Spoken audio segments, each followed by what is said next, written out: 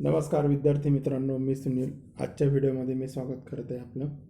आजचा व्हिडिओ हा स्पेशल यासाठी बनवलेला आहे का आपण ज्या ठिकाणी आय टी आयमध्ये ज्यावेळेस प्रवेश करतो त्यावेळेस बऱ्याच जणांची उत्सुकता असते की आपण कोणता ट्रेड निवडावा, किंवा त्या ठिकाणी आपल्याला कोणकोणत्या ट्रेडची माहिती पण नसतं. तर त्या ठिकाणी आज आपण जो आय टी आयमध्ये जो ट्रेड आहे तो सर्वात जास्त जो चालणारा ट्रेड आहे, जास्ती मागणी ज्या ट्रेडची आहे तो म्हणजे असा ट्रेड की त्या ठिकाणी सगळ्या ठिकाणी चालतो. घरगुती व्यवसायासाठी, शासकीय किंवा खाजगी किंवा सगळ्या ठिकाणी ज्या ठिकाणी हा कोर्स चालतो अशा ठिकाणी कमी खर्चातून आपल्याला जास्तीत जास्त उत्पन्न देणारा जो ट्रेड आहे तो म्हणजेच इलेक्ट्रिशियन. चला तर मग जाणून घेऊया आज आपण इलेक्ट्रिशियनबद्दल. तर हा जो कोर्स आहे इलेक्ट्रिशियन, त्यालाच मराठीमध्ये वीज तंत्री असं आपण म्हणतो. तर याच्याबद्दल काय माहिती जाणून घ्यायची, तर सर्वात पहिल्यांदा आपण त्याच्याबद्दलची माहिती जाणून घेऊया का आय टी आयमध्ये जे कोर्सेस असतात, आय टी आयलाच पूर्ण फुल फॉर्म असं म्हणतात, औद्योगिक प्रशिक्षण संस्था. तर याच्यामध्ये जे कोर्सेस राबवलेले असतात की ज्या ठिकाणी आपण शिल्पकारागीर प्रशिक्षण योजनेअंतर्गत या ठिकाणी हे वेगवेगळे कोर्स या ठिकाणी राबवतो.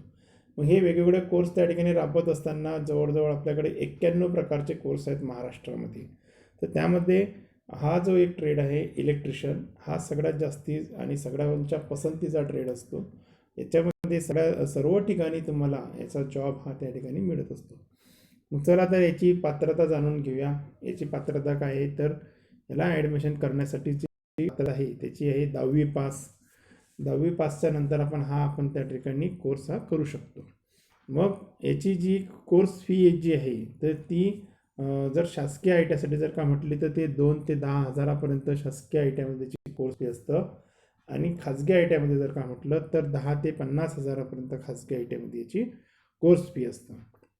मग नेमकी आता याच्यामध्ये आपल्याला पात्रता माहीत पडली, कोर्स फी माहीत पडली, नंतर पाहायचं की आपल्याला प्रवेश प्रक्रिया कशी आहे.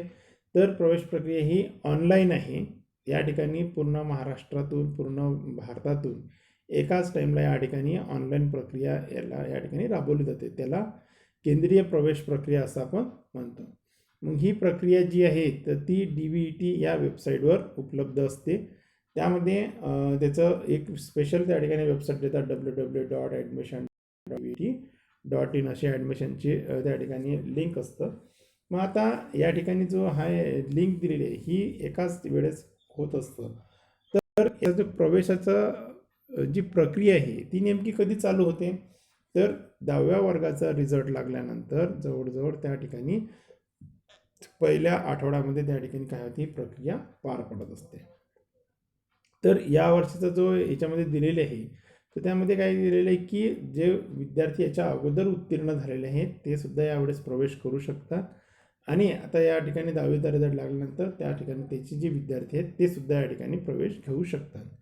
या ठिकाणी 10वी उत्तीर्ण पाहिजे. त्यामध्ये 3 विषय महत्त्वाचे असतात, गणित, विज्ञान आणि इंग्लिश असे जे आहेत 3 विषय त्या ठिकाणी आपल्याला महत्त्वाचे असतात त्या ठिकाणी. नंतर या कोर्सची जी ही दिलेली अभ्यासक्रम पद्धती काय दिलेली आहे, तर आपण या कोर्समध्ये काय काय शिकणार. जर बघा आपल्याकडे समोर एक पिक्चर दिसत आहे. हा जे पिक्चर आहे ही पूर्ण इलेक्ट्रिशियन ट्रेडचं पिक्चर आहे. त्याच्यामध्ये बघा जवळजवळ सगळे पॅनल्स दिलेले आहेत. त्या ठिकाणी टेबल दिलेले आहे आपल्याला बसण्यासाठी, वाईस आहेत. त्या ठिकाणी त्याचे प्रॅक्टिकल्स त्या ठिकाणी करत असतो आपण. यामध्ये कोणकोणते कोर्स असतं, हे सब्जेक्ट असतात शिकण्यासाठी. तर पहिला सब्जेक्ट असतो थेरी. थेरीमध्ये काय शिकवलं जातं, तर इलेक्ट्रिशियनबद्दलची बेसिकपासून तर लास्टपर्यंत, म्हणजे सुरक्षितता, त्या ठिकाणी टूल्स, वेगवेगळ्या प्रकारचे हत्यारं असतात त्याची माहिती, कसे वापरायचे त्याचीसुद्धा माहिती, विजेचा प्राथमिक परिचय, का वीज कशी निर्माण झाली, कशी निर्माण करू शकतो आपण त्याबद्दल माहिती. मग नंतर त्याला वाहून वायर्स, केबल्स, त्या ठिकाणी नंतर हे वाहून नेल्यानंतर त्याचे जे गुणधर्म असतात त्याच्याबद्दल माहिती देतो आपण. नंतर त्याच्या पद्धतीने पुढं soldering, single phase supply, 3 phase supply, घरगुती वायरिंग, औद्योगिक प्रकारची वायरिंग, किंवा त्या ठिकाणी अशा बऱ्याचशा वायरिंगचे जे प्रकार आहेत ते सुद्धा यामध्ये आपण शिकवत असतो. नंतर हे का त्या ठिकाणी घरगुती उपकरणं, जे की आपल्याकडे घरगुती उपकरणं कोणते असतात, मिक्सर असतं, किंवा त्या ठिकाणी सिंगल फेजची मोटर आहे त्या ठिकाणी, परत आपल्याकडे नळावरची मोटर आहे, किंवा आणखी वेगवेगळे जे घरगुती उपकरणं आहेत, टेबल फॅन आहे, सिलिंग फॅन आहेत, असे जे घरगुती उपकरणं आहे याबद्दलची माहिती. मग त्याच्यामध्ये ती जी उपकरणं आहेत त्यामध्ये त्यांची दुरुस्तीसुद्धा आपण यामध्ये शिकत असतो. जसे की वॉशिंग मशीन झाली, त्यामध्ये त्याचासुद्धा आपण या ठिकाणी शिकत असतो. मग आणखी पुढे जाऊन गेल्यानंतर प्रथम वर्षाच्या झाल्यानंतर काय करतो का त्या ठिकाणी सेकंडरीला या ठिकाणी single phase motor, 3 phase motor, DC generator, alternator, DC motor, त्या ठिकाणी इलेक्ट्रॉनिक्सचा पण भाग येतो. इलेक्ट्रॉनिक्ससुद्धा यामध्ये लहानांपासून सगळे मोठे प्रॅक्टिकल्स त्या ठिकाणी आपण घेत असतो, किंवा त्यामध्ये आपण हा जो पार्ट आहे आपल्याला त्या ठिकाणी व्यवस्थितपणे शिकता येतो. नंतर आहे की त्याच्यामध्ये तुम्हाला वीज निर्मिती प्रकल्प कसे असतात त्याची ती त्या ठिकाणी परिपूर्ण माहिती दिली जाते. वीज निर्माण कशी करतात, त्यामध्ये झालं की थर्मल पॉवर स्टेशन झालं, हायड्रो पॉवर स्टेशन झालं, न्यूक्लिअर पॉवर स्टेशन झालं, किंवा सौर ऊर्जेवरचा प्रकल्प, ह्या सगळ्यांबद्दल त्या ठिकाणी त्याची माहिती आपण शिकत असतो. परत आणखी त्याच्यामध्ये काय करतात की त्याचं विजेचं वहन कसं करतात, त्याचं वाटप कसं करतात MSEB सेक्टरमध्ये. तर बरं अजून याच्यामध्ये भरपूर सारं आहे सांगण्यासाठी, पण मी आता शॉर्टकटमध्ये याच्यामध्ये सांगितलं आहे की आपल्याला कोणकोणत्या याच्यामध्ये शिकता येतं. तसंच जनरली आपण MSEB मध्ये बघतो की MSEB मध्ये सर्वात जास्तीत जास्त गरज असतं, तर ती यामध्ये ट्रान्सफॉर्मर, त्याच्याबद्दल सुद्धा आपण यामध्ये अभ्यासक्रम हा शिकत असतो. ट्रान्सफॉर्मरची सुरुवातीची त्या ठिकाणी माहिती तर एंडिंगपर्यंत त्याच्या दुरुस्तीपर्यंत त्याची माहिती आपण त्या ठिकाणी शिकतो. तर अशाच प्रकारे आधारित दुसरा एक सब्जेक्ट आहे त्याच्यामध्ये, तो म्हणजे प्रात्यक्षिक, म्हणजे त्याला आपण प्रॅक्टिकल्स असं म्हणतो. तर प्रॅक्टिकलमध्ये काय काय शिकतो की जे आपण थेरीमध्ये शिकलं त्याच्यावर आधारित सगळे प्रॅक्टिकल त्यामध्ये प्रॅक्टिकलवर त्या ठिकाणी कवर होत असतात. म्हणजेच त्या ठिकाणी सुरक्षिततेचे जे प्रॅक्टिकल झाले असतील, जॉईंट्स असतील, टूल्सची माहिती असेल, डोमेस्टिक वायरिंग असेल, त्या ठिकाणी औद्योगिक वायरिंग असेल, किंवा छोट्या छोट्या लहान मोठे सगळे सर्किट्सचे त्या ठिकाणी वायरिंग आहे, आर्मर्ड केबलची वायरिंग आहे, किंवा त्या ठिकाणी त्याचे जॉईंटिंग्स असतील. म्हणजे जेवढे आता मी याच्यामध्ये थिअरीमध्ये सांगितले सगळ्या प्रकारचे जे प्रॅक्टिकल्स आहेत ते त्या ठिकाणी प्रॅक्टिकलमध्ये असतात. त्यावरच आधारित पुढचा एक सब्जेक्ट आहे तो म्हणजे वर्कशॉप कॅल्क्युलेशन. यामध्ये जे काही गणितं वापरलेले असतात, गणितांचा जो आधार आपल्याला घ्यावा लागतो, तो सर्व त्या आधार त्यामध्ये वर्कशॉप कॅल्क्युलेशन या त्या ठिकाणी सब्जेक्टमध्ये हा शिकवला जातो. नंतर की याच्यावर आधारित की आपल्याला समजा एखाद्या ठिकाणी एखादं उपकरण तयार करायचं असेल, किंवा त्या ठिकाणी त्याचे वेगवेगळी जी डायग्राम्स आहेत त्या आपल्याला तयार करायच्या असतील, तर अशासाठी पुढचा जो सब्जेक्ट आहे तो म्हणजे इंजिनिअरिंग ड्रॉइंग. तर इंजिनिअरिंग ड्रॉइंगमध्ये स्मॉल ABCD पासून तर कॅपिटल ABCD पर्यंत, किंवा त्याचे छोटे छोटे रेषांचे प्रकार, first angle projection, third angle projection, वेगवेगळे ते ड्रॉइंग्सचे जे प्रकार ते सगळं या ठिकाणी इंजिनिअरिंग ड्रॉइंगमध्ये आपल्याला शिकता येतं. नंतर आहे की हे चारही सब्जेक्ट शिकल्याच्या बादमध्ये आपल्याला एक पुढचा सब्जेक्ट असतो, तो म्हणजे का रोजगार क्षमता कौशल्य. रोजगार क्षमता कौशल्य त्याला शॉर्टकटमध्ये म्हणतात EMS, एम्प्लॉयबिलिटी स्किल. तर तो जो कोर्स आपण तो जो सब्जेक्ट शिकतो त्यामध्ये की आपल्याला कॉम्प्युटरचं थोडंसं नॉलेज असेल, आपल्याला त्या ठिकाणी कंपनीमध्ये कसं वावरायचं आहे, वेगवेगळे रूल्स काय असतात कंपनीचे, हे सगळं जे आहे तर ते त्या ठिकाणी रोजगार क्षमता कौशल्य या आपल्याला सब्जेक्टमध्ये ते शिकतं. मग हे सगळं परिपूर्ण झाल्याच्या बादमध्ये आपल्याला काय करतात का याच्यावर जे आधारित जे आहेत ते आपल्याला पुस्तकांचा जो आपल्याला कुठं संदर्भ पाहायला भेटेल की आपण जे हे शिक्षण घेणार आहोत, मग आपल्या मनामध्ये हा प्रश्न असेल की आपल्याला कोणकोणते त्या ठिकाणी पुस्तकं वापरले पाहिजेत. तर त्यासाठी महत्त्वाचं पुस्तक दिलेले आहे, तर ते आहे निमी पुस्तक. निमी जे पुस्तक असतात की जे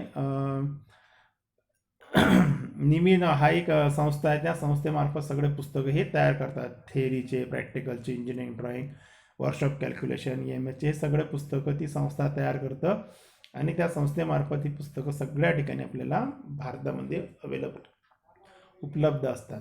मग त्यावर जे हे पुस्तकं आधारित आहेत हे पुस्तकं त्या ठिकाणी आपल्याला सगळ्या ठिकाणी उपलब्ध असल्यामुळे काय करू शकतो आपण त्या ठिकाणी ते वापरू शकतो. याची भाषा ही इंग्लिश असतं, आणि मग नंतर जर का आपल्याला राष्ट्रीय भाषेमध्ये पाहायचं असेल तर किंवा आपल्या मातृभाषेत जर घ्यायचे असतील तर त्यामध्ये LD ढगे सरांचं आहे इलेक्ट्रिकलमध्ये 1 वर्ष आणि 2 वर्षाचं, त्यामध्ये ते थिअरीचं पुस्तक आहे. तर दुसरं नंबरचं पुस्तक आहे सुबोध विद्युतशास्त्र, त्र्यंबक वाघमारे सरांचं हे पुस्तक असतं. तर यामध्ये सोप्यात सोपी प्रकारे कसं आपल्याला ते सगळं मराठीमध्ये आपल्या मातृभाषेमध्ये आपल्याला ते समजून त्यांनी दिलेले आहेत. सगळे सोप्या सोपे पॉईंट त्या ठिकाणी दिलेले आहेत. एक वर जे पुस्तक सांगितले मी नेहमीचं ते इंग्लिशवर आधारित आहे आणि याच्यामध्ये आणखी जे आधारित आहे की ती मराठीमध्ये आधारित आहे. आता हे सगळं झाल्यानंतर बाकीचे विषयाचे जे सब्जेक्टसुद्धा आहेत त्याचे सुद्धा पुस्तकं जसे या सरांचे सांगितले तसे इंजिनिअरिंग ड्रॉइंग किंवा या ठिकाणी EMS वगैरे त्याचेसुद्धा पुस्तकं आहेत. पण जनरल मी या ठिकाणी फक्त थिअरी आणि प्रॅक्टिकलचेच या ठिकाणी 2 पुस्तकं सांगितली. याच्यावर आधारित निमीवरचे पण सगळे पुस्तकं उपलब्ध आहेत. मग आता एवढं सगळं झाल्यानंतर MCQसाठी सुद्धा आपल्याला काय करता येतं, MCQ म्हणजे मल्टिपल चॉईस क्वेश्चन का जो पेपर पॅटर्न आहे आपला, तर पेपर पॅटर्न जी पद्धती आहे ते त्यामध्ये काय करतात, इंग्लिशमध्ये पेपर येत असतो, त्याची सबऑर्डिनेट लँग्वेज ही हिंदी आहे.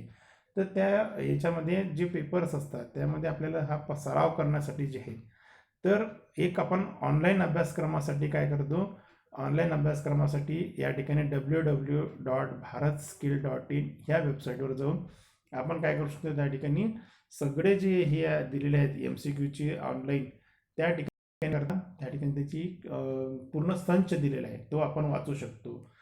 तर एक भारत स्किल ॲप म्हणून त्याची माहिती हे आपल्याकडे मोबाईलमध्ये ॲप येतं, भारत स्किल ॲप. तर ते सुद्धा आपण ॲप डाउनलोड करून त्याच्यामध्ये सुद्धा वेगवेगळी माहिती येतं, पुस्तकांची, व्हिडिओजची, परत त्या ठिकाणी त्याच्यामध्ये जे मल्टिपल चॉईस क्वेश्चन्स आहेत सगळे सरावासाठी याच्यामध्ये दिलेलं राहतं. परत याच्यामध्ये एक MCQ टाईपमध्ये LD ढगे सरांचं त्या ठिकाणी सोबत इलेक्ट्रिकल म्हणून MCQचं एक पुस्तक त्या ठिकाणी सरांनी तयार केलेलं आहे, ते सुद्धा आपण पुस्तक त्या ठिकाणी रेफर करू शकतो. परत एक क्वेश्चन पेपरसाठी आपल्याला समजा आता एवढं सगळं आपलं शिकल्याच्या बादमध्ये आपण क्वेश्चन पेपरसाठी काय करतो का, भारत सरकारने आपल्याला काय केलेलं आहे की निमी मॉक टेस्ट ॲप हे त्यांनी तयार केलेलं आहे.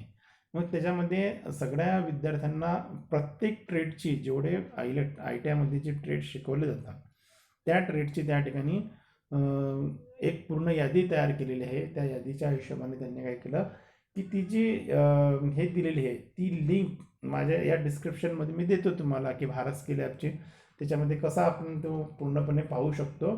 त्याच्यामध्ये सगळ्या प्रश्नपत्रिकांचा आपण त्या ठिकाणी सराव करू शकतो. एक पेपर हा 4 वेळेस त्या ठिकाणी सॉल्व्ह करू शकतो.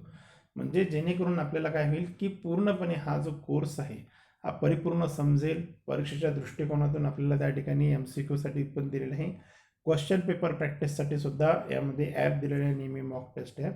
त्याच्यावर सुद्धा आपण त्याची काय करू शकतो, माहिती घेऊ शकतो, वेगवेगळी प्रॅक्टिस करू शकतो. नंतर आहे का पुढे जो आपल्याला माहिती घ्यायचं आहे की याने आता एवढं सगळं झाल्याच्या बादमध्ये मग आपल्याला या कोर्सचा नेमका फायदा काय. सगळा आपण हा जो कोर्स आहे 2 वर्षाचा जो कोर्स करतो आपण, त्याचा जो कालावधी आहे तो 2 वर्षाचा आहे. तर त्याच्यानंतर आपण काय करू शकतो, एक अप्रेंटिसशिप करू शकतो. कोर्सचा फायदा म्हणजे सर्वात पहिल्यांदा जो आहे की यामध्ये अप्रेंटिसशिप करू शकतो. म्हणजे अप्रेंटिसशिप कोणकोणत्या ठिकाणी करू शकता, शासकीय, निमशासकीय आणि खाजगी सगळ्या भारत सरकारच्या कंपन्या किंवा प्रायव्हेट कंपन्या असतील, लिमिटेड कंपन्या, त्या ठिकाणी आपण याची अप्रेंटिसशिप करू शकतो. नंतर आहे का याच्यामध्ये आपल्याला जी अप्रेंटिसशिप करतो त्यामार्फत आपण काय करू शकतो की त्याच पद्धतीने जॉबसुद्धा घेऊ शकतो. त्यामध्ये खाजगी कंपन्यांमध्ये, सरकारी कंपन्यांमध्ये, निमशासकीय कंपन्यांमध्ये त्या ठिकाणी सुद्धा घेऊ शकतो. खाजगी कंपनी जर म्हटले टाटा मोटर्स कंपनी आहे, महिंद्रा आहे, महिंद्रा अँड महिंद्रा आहे किंवा मारुती सुझुकी आहे. सरकारी कंपनी जर का म्हटली तर रेल्वे डिपार्टमेंट आहे, DRDO आहे, MSCB आहे, महाजनको, महाट्रान्सको आणि MSCB आहे, इस्रो आहे. अशा सगळ्या ज्या ह्या कंपन्या आहेत की ज्या भारत सरकारच्या कंपन्या आहेत त्या ठिकाणी आपण याचं काय करू शकतो, जॉब हा आपण घेऊ शकतो. नंतर आहे की याच्यामध्ये सगळ्यात आणखी मेन फायदा म्हणजे मी जसं पहिल्यांदा शब्द वापरला का आपण कमी खर्चामध्ये जास्तचं उत्पन्न घेऊ शकतो. तो म्हणजे की जसं समजा एखाद्या व्यक्तीला हे सगळं काही करायचं नाही, आपल्याला त्याला कंपनीमध्ये जायचं नाही आहे किंवा घर सोडून जायचं नाही, त्याला घरगुती त्या ठिकाणी त्याला जरा व्यवसाय करायचा असेल तर लास्टमध्ये एक पर्याय आहे आपल्याला स्वयंरोजगार म्हणून. मग स्वयंरोजगार हा व्यवसाय आपण काय करू शकतो की बघा, त्यामध्ये पहिला व्यवसाय आहे घरगुती उपकरण दुरुस्ती. घरगुती उपकरणामध्ये मिक्सर येईल, त्या ठिकाणी हीटर येईल, प्रेस येईल, किंवा त्या ठिकाणी सिंगल फेज मोटर येईल, 3 फेज मोटर येईल, किंवा ह्या ज्या सगळ्या ज्या आहेत तर त्या ठिकाणी ह्या आपण त्या ठिकाणी दुरुस्त करू शकतो घरगुती उपकरणं. परत एक कोर्स आहे त्याच्यामध्ये मोटर रिवाइंडिंग. मोटर रिवाइंडिंग पण आपण त्या ठिकाणी करू शकतो, सिंगल फेजची, 3 फेजची, त्या प्रकारची. त्याच्यामध्ये वेगवेगळ्या मोटर्स येतात, त्या सगळ्या प्रकारच्या मोटरची आपण रिवाइंडिंग करू शकतो. नंबर 3चा बिझनेस यामध्ये करू शकतो तो म्हणजे हार्डवेअरचा. आता हे हार्डवेअर म्हणजे कोणतं, इलेक्ट्रिकल इक्विपमेंटचा हार्डवेअर. जसं की समजा आपल्याला एका घरगुती वायरिंगसाठी काय काय लागतं, स्विच सॉकेट लागेल, प्लग लागेल, त्या ठिकाणी आपल्याला वायरिंगचे साहित्य लागेल, किंवा त्या ठिकाणी जनरल हे ॲसेसरीज लागेल. जसं समजा सिलिंग रोज लागतील, MCB लागतील, RCB लागतील, त्याचे जे जनरल मटेरियल्स आहेत त्याचंसुद्धा आपण हार्डवेअर टाकू शकतो. नंतर हे घरगुती आणि औद्योगिक प्रकारच्या वायरिंगचा सुद्धा आपण त्या ठिकाणी बिझनेस करू. हा कॉमन बिझनेस एकत्र सुद्धा करू शकता, किंवा वेगवेगळे याचे पार्ट पाडून वेगवेगळा बिझनेस सुद्धा आपण करू शकतो.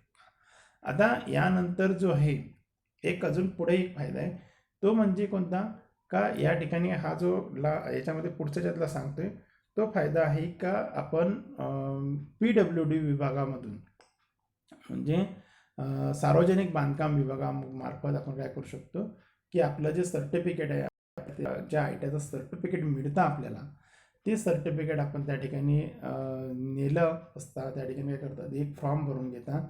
त्या फॉर्मच्या मार्फत आपले सगळ्या रजिस्ट्रेशन होतं, त्याची फी आपल्याला त्या ठिकाणी जी काही असेल ती फी आपल्याला द्यावं लागतं. विदाऊट परीक्षा न देता आपल्याला त्या ठिकाणी काय होतं, तारतंत्रीचं लायसन मिळतं. म्हणजे ते त्या ठिकाणी आपण पहिल्यांदा तारतंत्रीचं काढायचं, मग सुपरवायझरचं लायसन, आणि त्या ठिकाणी मग अशा प्रकारे आपण लहानात लहान आणि मोठ्यात मोठा बिझनेस त्या ठिकाणी करू शकतो. नंतर एक आणखी पुढचा पर्याय आहे, तो म्हणजे आपण हायर एज्युकेशनला जाऊ शकतो. आता हायर एज्युकेशन म्हणजे कोणतं एज्युकेशन, तर इलेक्ट्रिशियनचा 2 वर्षाचा कोर्स केल्यानंतर तुम्ही डिग्री किंवा डिप्लोमा याच्या सेकंड इयरच्या वर्षाला तुम्ही याचं ॲडमिशन घेऊ शकता. म्हणजे हा जो कोर्स आहे हा तुम्ही डिप्लोमाच्या सेकंड इयरला डायरेक्ट ॲडमिशन घेऊन तुम्ही जे पुढचं शिक्षण ते कंटिन्यू करू शकता, ते हायर एज्युकेशन. नंतर एक आणखी पुढचा जो कोर्स आहे, जसं की सध्या आता मी या ठिकाणी ITमध्ये काम करत आहे शिक्षक म्हणून, तर हा CITS कोर्स, त्यालाच आपण सगळ्यांनी परिचित असतो CTI म्हणून. तर हा जो कोर्स त्या ठिकाणी करू शकतो, म्हणजे 1 वर्षाचा जो प्रायव्हेटमध्ये जर काय केला तर 1 वर्षाचा कोर्स असतो. म्हणजे प्रायव्हेट म्हणून जर आपण स्वतःहून जर जाऊन काय त्या ठिकाणी ॲडमिशन केलं तर 1 वर्ष आपल्याला तो कोर्स कंप्लीट करावा लागतो. किंवा गव्हर्नमेंट एम्प्लॉई किंवा संस्थेमार्फत जर का आपण त्या ठिकाणी शिक्षणासाठी गेलो तर 3 महिन्याचे किंवा 6 महिन्याचे त्या ठिकाणी ते कोर्सेस उपलब्ध असतात. तो कोर्सेस केल्याच्या बादमध्ये आपण शिक्षक हे बनू शकतो. मग त्या ठिकाणी प्रायव्हेट आणि गव्हर्नमेंट ITमध्ये दोन्ही ठिकाणी आपण शिक्षणाचं जे महत्त्वपूर्ण काम आहे म्हणजे शिक्षकाचं, ते त्या ठिकाणी आपण करू शकतो. म्हणजे ती कमी याच्यामध्ये आपण त्या ठिकाणी शिक्षक हा आपण बनू शकतो. अशा प्रकारे हा इलेक्ट्रिशियन कोर्स आहे. जेवढे की समजा ITमध्ये कोर्स दिलेले आहेत त्यामध्ये सगळ्यात जास्त मान्यता किंवा सगळ्यात जास्त जी ही दिलेली आहे, पसंती दिलेली आहे सगळ्या विद्यार्थ्यांनी, ती या कोर्सला दिलेली आहे इलेक्ट्रिशियनला.